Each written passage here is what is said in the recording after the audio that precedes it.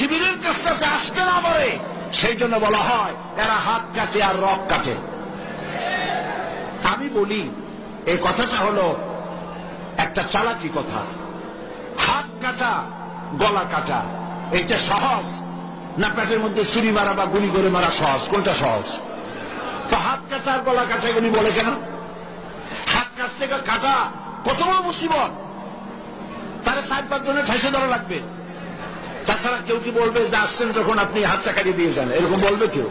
4-5 জনের ঠাইসা ধরবে, মুখের মধ্যে গামছা ভরবে, তারপরে হাত কাটবে বা রক কাটবে, পায়ের রক হাতের রক এভাবে কাটবে। এত ঝুঁকি নিতে যাবে কেন? ছুরিটা যে ছুরিটা দিয়ে হাতটা কাটবে ওই ছুরিটা পেটের মধ্যে মুখের মধ্যে ঢুকায় দিলেই তো ছাড়লো। এটা বলে কেন? এই সহজ কাজটা করে না, রক কাটে গলা কাটে কেন বলে? এই কথাটা বলে পেরিক সৃষ্টি করতে চায়।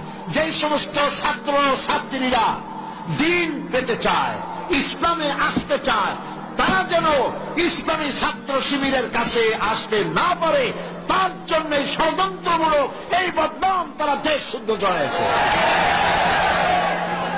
কিছুই করতে পারবে না ইনশাআল্লাহ, এগুলি করে কিছু করতে পারবে না। 119 জন শিবিরের নেতা কর্মী শাহাদাতের নজরানা আল্লাহর দরবারে পেশ করেছে। আমি আপনাদেরকে বলবো, পরের মুখে ঝাল না খাইয়া নিজের একটু চেষ্টা করেন। ওরা যেখানে থাকে শিবিরের ছেলেবেলেরা, এরা মাঝে মধ্যে সব্বে দাঁড়ি করে যায়, দেখবেন ঘরের পাশে গিয়া জানলার ফাঁক দিয়ে তাকাই দেখেন ওরা কি করে। এরা মাদ্রাসায় পড়ে নাই, কলেজে বিশ্ববিদ্যালয় পড়ে, হয়তো দাড়ি টাড়িও এ পর্যন্ত অনেকে রাখতে পারে নাই, কিন্তু যায় দেখবেন বস্তা ছেঁড়া হইল বালাম চাউলে ভরা, উপরে রং কাঁচা থাকলেও ভিতরে পাকা আম। ভিতরে যাই দেখবেন রাতের বেলা যখন তারা সব্বেদারি করে, তাহাজ্জুদের নামাজ পড়ে, সাহাবায়ে কিরামদের জীবনী আলোচনা করে আর মুনাজাত করে, সারা রাত কিভাবে ওরা কান্দে একটু তাকায় দেখে। এই চোখের বাণী তারা আল্লাহর জন্য দেয়, দিন প্রতিষ্ঠার জন্য কাজ করে। সুতরাং এদের সাথে শত্রুতা না করে এই কাজগুলি, সন্তান যদি ভালো বানাতে চান, শিক্ষাঙ্গনে সন্ত্রাসী কারা সেদিকে তাকায় দেখেন, আর সন্ত্রাস কম করে কারা তাদেরকে দেখেন, সন্ত্রাস করে না কারা তাদেরকে দেখেন।